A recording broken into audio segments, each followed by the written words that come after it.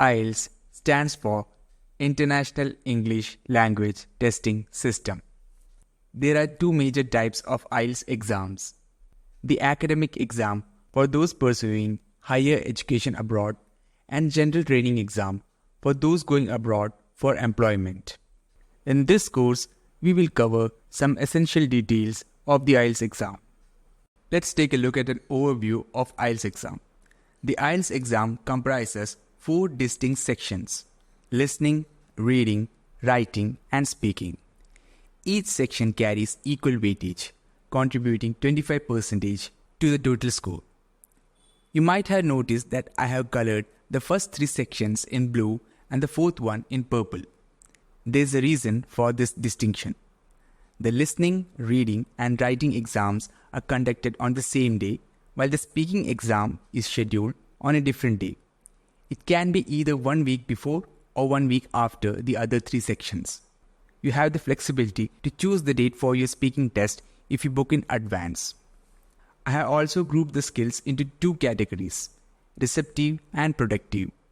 Listening and reading are receptive skills, which means you receive information and select the correct answers without having to produce new content.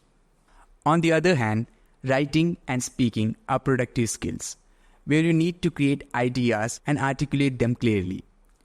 This means that in listening and reading, you are required to understand and process information, whereas in writing and speaking, you generate and express your own ideas. Generally, students find it easier to tackle the listening and reading sections because receptive skills are often easier to manage than productive skills.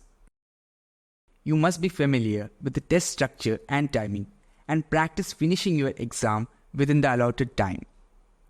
Understand the different types of questions you will encounter in each section and be aware of the rules and instructions.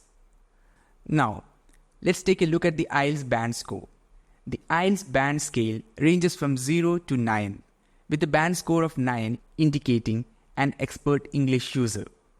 When preparing for the IELTS exam, always set a goal for the band score you aim to achieve. Aim higher than what you require.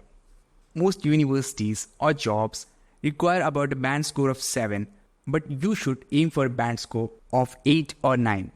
If you set your sights higher, you will be more likely to achieve at least the minimum score you need. Practice is crucial for the success in IELTS test. Take as many mock tests as possible and treat them as actual exams. Give your undivided attention while taking these tests. No coffee breaks, no texting, and no distractions. Develop your own strategies for tackling each section, especially after attempting several mock tests. Learn from your mistakes and strive to improve. Practice using mock answer sheets that replicate the style of the actual IELTS answer sheets to become more familiar with the format and learn how to fill them out. Thank you for watching this introduction. If you found this helpful and want to dive deeper into mastering the entire IELTS exam, I invite you to join my complete course. In the full course, you will get access to in-depth lessons, expert strategies, and practical exercises designed to help you achieve a Band 7 score.